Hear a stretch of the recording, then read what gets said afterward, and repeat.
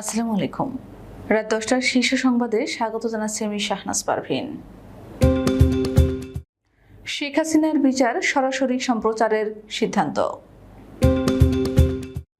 ভারত সব সময় পার্শ্ববর্তী দেশগুলোর সঙ্গে প্রভুত্বের রাজনীতি করেছে, মির্জা ফখরুল। রাষ্ট্রপতির দ্বৈত নাগরিকত্বের গুঞ্জনের বিষয়টি স্পর্শকাতর, পররাষ্ট্র উপদেষ্টা। গুলিতে নিহতদের মৃত্যু সনদ পরিবর্তনের নির্দেশ ছিল। শেয়ার বাজারে সালমান এফ রহমান ও এস আলমের অনিয়ম তদন্তে কমিটি গঠন। আওয়ামী লীগের আমলে গুম নিখোঁজদের ফিরিয়ে দিতে 48 ঘন্টার আলটিমেটাম। 1 অক্টোবর থেকে সুপার শপে পলিথিন ব্যাগ নিষিদ্ধ, পরিবেশ উপদেষ্টা। মেট্রো রেলের এমডি সিদ্দিকের নিয়োগ বাতিল, নতুন এমডি রৌফ। আবু সাইদ হত্যা মামলায় পুলিশের 2 সদস্য গ্রেফতার। এবার বাংলাদেশ সীমান্তে মৌমাছি মোতায়েন ভারতের। গুলিবিদ্ধ স্বামীকে বাঁচাতে 3 দিনের সন্তানকে বিক্রি করলেন মা। ভারতের পতাকা নামিয়ে 7 সিস্টারের পতাকা উড়ালো মণিপুরের শিক্ষার্থীরা। এবং ভারতের 2 কোম্পানিকে নিষেধাজ্ঞা দিল যুক্তরাষ্ট্র, জব্দ হবে সম্পদ। শুনছিলেন শিরোনাম, এবার বিস্তারিত। বৈষম্য বিরোধী ছাত্র আন্দোলন চলাকালে সহিংসতার ঘটনায় সাবেক প্রধানমন্ত্রী শেখ হাসিনার বিরুদ্ধে হওয়া গণহত্যা মামলার বিচার সরাসরি সম্প্রচার করা হবে বলে সিদ্ধান্ত নেওয়া হয়েছে সরকারের উচ্চ পর্যায়ের এক বৈঠকে। সোমবার আন্তর্জাতিক অপরাধ ট্রাইব্যুনালের চিফ প্রসিকিউটর মোহাম্মদ তাজুল ইসলাম বিষয়টি নিশ্চিত করেছেন। তিনি বলেছেন, বিচারে স্বচ্ছতার জন্য সবকিছু করবে বর্তমান সরকার। গত 14 আগস্ট বৈষম্য বিরোধী ছাত্র আন্দোলনের সময় সংঘটিত হত্যা, গণহত্যা, নির্যাতন সহ মানবতা বিরোধী অপরাধের অভিযোগে সাবেক প্রধানমন্ত্রী শেখ হাসিনা সহ 10 ব্যক্তি ও সংগঠনের বিরুদ্ধে আন্তর্জাতিক অপরাধ ট্রাইব্যুনালে অভিযোগ দায়ের করা হয়।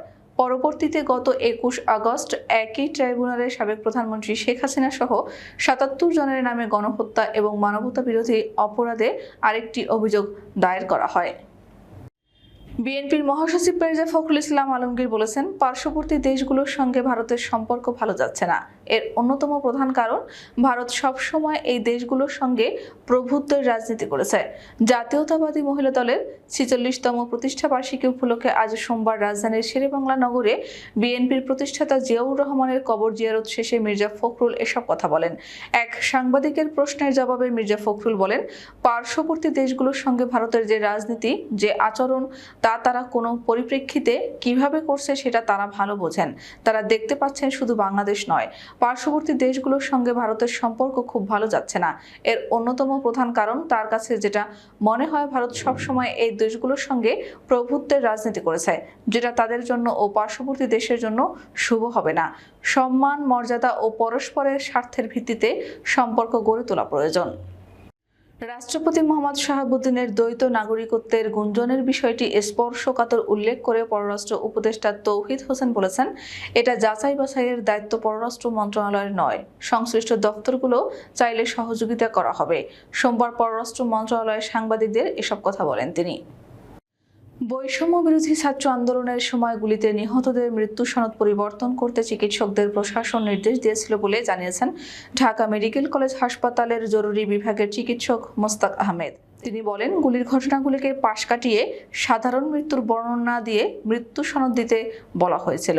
রোববার বিশ্ব সাহিত্য কেন্দ্র মিলনায়তনে হেফাজতে নির্যাতন ও দায়বদ্ধতা, প্রতিবন্ধকতা ও প্রতিকার শিরোনামে অনুষ্ঠিত মতবিনিময় সভায় ডাক্তার মোস্তাক এসব কথা বলেন। শেয়ার বাজারে সালমান এফ রহমান এবং এস আলম পরিবারের সদস্য ও তাদের প্রতিষ্ঠানের অনিয়ম তদন্তের 4 সদস্যের তদন্ত কমিটি গঠন করা হয়েছে। আজ সোমবার পুঁজিবাজার নিয়ন্ত্রক সংস্থা বাংলাদেশ সিকিউরিটিজ অ্যান্ড এক্সচেঞ্জ কমিশনের পক্ষ থেকে এই তদন্ত কমিটি গঠন করা হয়। বিএসইসির পক্ষ থেকে এ তথ্য জানানো হয়েছে। গত 14 আগস্ট গণমাধ্যমে প্রকাশিত এস আলম গ্রুপের ইসলামী ব্যাংকের ঋণ অনিয়ম নিয়ে প্রতিবেদন প্রকাশিত হয়। পাশাপাশি একই দিন সাবেক প্রধানমন্ত্রী শেখ হাসিনার বেসরকারি শিল্প ও বিনিয়োগ বিষয়ক উপদেষ্টা সালমান এফ রহমান ও সাবেক আইনমন্ত্রী আনিসুল হকের গ্রেফতার নিয়ে আলাদা প্রতিবেদন প্রকাশিত হয়। ওই প্রতিবেদনে সালমান এফ রহমানের রাষ্ট্রীয় ক্ষমতা ব্যবহার করে বিভিন্ন সুযোগ সুবিধা নেওয়ার বিষয়টি তুলে ধরা হয়। এই 2 প্রতিবেদনে প্রকাশিত তথ্যের ভিত্তিতে এস আলম ও সালমান এফ রহমান পরিবার ও তাদের স্বার্থ সংশ্লিষ্ট বিভিন্ন প্রতিষ্ঠানের নামে শেয়ার বাজারে অনিয়ম তদন্তের সিদ্ধান্ত নেয় বিএসইসি। আওয়ামী লীগ সরকারের আমলে নিখোঁজ ও গুম ব্যক্তিদের পরিবারের কাছে ফিরিয়ে দেওয়া এবং 48 ঘন্টার আলটিমেটাম দিয়েছে বাংলাদেশ গুম পরিবার। সোমবার দুপুরে ক্রাইম রিপোর্টার্স অ্যাসোসিয়েশন মিলনায়তনে এক সংবাদ সম্মেলনে গুম পরিবারের স্বজনরা এ দাবি জানান। সংবাদ সম্মেলনে বাংলাদেশ গুম পরিবারের প্রধান সমন্বয়ক ও লেক্সাস গ্রুপের চেয়ারম্যান মোহাম্মদ বেল্লাল হোসেন বলেন, আওয়ামী লীগ সরকারের আমলে 2016 সালে 10 অক্টোবর র্যাব 1 আমাকে ধরে নিয়ে যায়। 1 মাস 10 দিন আমার উপর লোমহর্ষক নির্যাতন চালিয়েছে। মানুষকে এভাবে নির্যাতন করতে পারে না। আমি যতদিন সেখানে ছিলাম শুধু কান্নার আওয়াজ পেয়েছি, আর মাঝে মধ্যে ঝিঝি পোকার শব্দ ছাড়া আর কোনো শব্দ ছিল না। সেখানে ছোট ছোট ঘর, বাইরের কোনো আওয়াজ আসতো না। তাদের নির্যাতনের প্রভাবে মা বাবা বলে শুধু চিৎকার করতো সবাই। অনেক শর্ত দিয়ে কোটি কোটি টাকার বিনিময়ে আমাকে ছাড়া হয়েছিল। পরিবেশ, বন ও জলবায়ু পরিবর্তন উপদেষ্টা সৈয়দা রেজওয়ানা হাসান বলেছেন, 1 অক্টোবর থেকে সুপার শপে কোনো ধরনের পলিথিন বা পলিপ্রোপিলিনের ব্যাগ রাখা যাবে না এবং ক্রেতাদের দেওয়া যাবে না। বিকল্প হিসেবে সব সুপার শপে বা শপের সামনে পাট ও কাপড়ের ব্যাগ ক্রেতাদের জন্য রাখা হবে। আজ সোমবার সচিবালয়ে মন্ত্রণালয়ের সভাকক্ষে পলিথিন শপিং ব্যাগের নিষেধাজ্ঞা কার্যকর করতে কর্মপরিকল্পনা প্রণয়নের লক্ষ্যে স্টেক হোল্ডারদের সঙ্গে অনুষ্ঠিত সভায় এসব কথা বলেন তিনি। এ কাজে তরুণ বা শিক্ষার্থীদের সম্পৃক্ত করা হবে বলে জানান পরিবেশ উপদেষ্টা।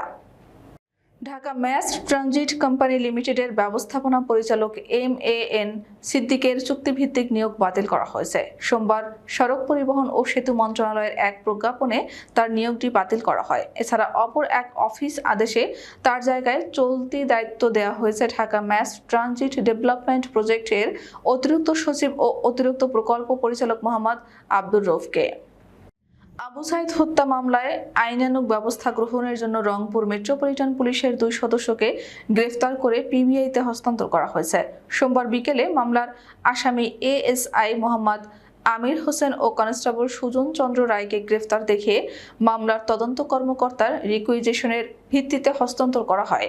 এ তথ্য নিশ্চিত করেছেন PBI police super Zakir Hossain. প্রসঙ্গত গত 16 জুলাই দুপুরে কোটা পদ্ধতি সংস্কার আন্দোলনে বেগম রোকেয়া বিশ্ববিদ্যালয়ের 1 নম্বর গেটের সামনে পুলিশের সাথে শিক্ষার্থীদের সংঘর্ষের ঘটনা ঘটে। এতে পুলিশের গুলিতে বেগম রোকেয়া বিশ্ববিদ্যালয়ের ইংরেজি বিভাগের ছাত্র আবু সাইদ নিহত হন। বাংলাদেশিদের অনুপ্রবেশ ঠেকাতে সীমান্তে মৌমাছি মোতায়েন করেছে ভারত। পশ্চিমবঙ্গের নদিয়ায় 222 কিলোমিটার জুড়ে এই কৃত্রিম চাক মোতায়েন করা হয়। সোমবার ভারতীয় সংবাদ মাধ্যম নিউজ 18-এর এক প্রতিবেদনে এই তথ্য জানানো হয়েছে। প্রতিবেদনে বলা হয়েছে, ভারতীয় সীমান্তের কাঁটাতার পেরিয়ে অনুপ্রবেশের চেষ্টা করলে ছুটে আসবে এক ঝাঁক মৌমাছি। সেনা জওয়ানদের পাশাপাশি এবার প্রশিক্ষিত মৌমাছিদের সীমান্ত পাহারায় কাজে লাগানোর কথা ভাবছে বিএসএফ। দিনাজপুরে বৈষম্য বিরোধী ছাত্র জনতার আন্দোলনে গুলিবিদ্ধ এক দিনমজুরের চিকিৎসা করানোর জন্য নবজাতক সন্তানকে বিক্রি করেছেন তার স্ত্রী। ঘটনাটি ঘটেছে দিনাজপুর সদর উপজেলার রাজবাড়ী এলাকায়। ওই দিনমজুরের নাম আব্দুর রশিদ। 5 জুলাই গুলিবিদ্ধ হয়ে দিনাজপুর 250 শয্যা হাসপাতালে ভর্তি হন, কিন্তু মামলার ভয়ে স্ত্রীকে নিয়ে বাড়ি চলে যান রশিদ। পরে বেশি অসুস্থ হলে আবারও হাসপাতালে ফিরে আসেন। হাসপাতালের চিকিৎসা মেটানোর জন্য নিজের নবজাতক বিক্রি করে দেন। ভারতের উত্তর পূর্বাঞ্চলীয় মণিপুর রাজ্যের বিভিন্ন সরকারি ভবনে হামলা চালিয়েছে বিক্ষুব্ধ শিক্ষার্থীরা। সোমবার স্থানীয় সময় সকালের দিকে মণিপুরের রাজভবন ও জেলা প্রশাসকের কার্যালয়ে হামলা চালায় তারা। এ সময় ডিসি অফিসে টানানো পতাকা নামিয়ে 7 সিস্টারের একটি পতাকা উড়ায় তারা। সংবাদ মাধ্যম ইস্ট মোজর প্রতিবেদনে এই তথ্য জানানো হয়েছে। ইন্ডিয়া টুডে বলেছে, মণিপুরের শিক্ষার্থীরা সোমবার সেখানকার প্রধান সরকারি ভবনে হামলা চালিয়েছে। শিক্ষার্থীদের এই বিক্ষোভ তীব্র আকার ধারণ করেছে। ক্ষুব্ধ শিক্ষার্থীরা রাজভবন ও থৈবালের জেলা প্রশাসকের কার্যালয়ে হামলা চালিয়েছে। ভারতীয় 2টি শিপিং কোম্পানির ওপর নিষেধাজ্ঞা আরোপ করেছে যুক্তরাষ্ট্র। রাশিয়ার গ্যাস উৎপাদনকারী প্রতিষ্ঠান নোভাটেকের আর্কটিক LNG টু প্রকল্পে জড়িত থাকার অভিযোগে এই সিদ্ধান্ত নিয়েছে জো বাইডেন প্রশাসন। গত 5 সেপ্টেম্বর এক বিবৃতিতে এই নিষেধাজ্ঞা আরোপের বিষয়টি জানায় মার্কিন পররাষ্ট্র দপ্তর। মূলত ইউক্রেন যুদ্ধের জেরে রাশিয়ার অর্থনীতিতে চাপ বৃদ্ধি এবং দেশটি থেকে এলএনজি গ্যাস রপ্তানি ঠেকাতে ওয়াশিংটন এই পদক্ষেপ নিয়েছে বলে জানিয়েছেন মার্কিন পররাষ্ট্র দপ্তরের মুখপাত্র ম্যাথিউ মিলার। ট্রেজারি ডিপার্টমেন্টের বিবৃতিতে এই কোম্পানি দুটির সম্পত্তি জব্দ করার কথাও বলা হয়েছে। তবে কোম্পানি দুটি জাহাজগুলোর ক্রুদের নিরাপত্তা নিশ্চিত করতে চলতি বছরের 6 নভেম্বর পর্যন্ত কার্যক্রম পরিচালনার অনুমতি দিয়েছে। আমাদের আগামীকাল দুপুর 2টার শীর্ষ সংবাদ দেখার আমন্ত্রণ জানিয়ে এখনকার মতো বিদায় নিচ্ছি। দর্শক, ভিডিওটি শেষ পর্যন্ত দেখার জন্য আপনাকে অসংখ্য ধন্যবাদ। নিত্য নতুন সংবাদ পেতে আমাদের ইউটিউব চ্যানেলটি সাবস্ক্রাইব করুন ও নিয়মিত নোটিফিকেশন পেতে বেল বাটনটি ক্লিক করুন এবং আমাদের ফেসবুক পেজটিতে লাইক করুন। এছাড়াও আমাদের ভিডিওতে লাইক দিয়ে শেয়ার করুন। আল্লাহ হাফেজ।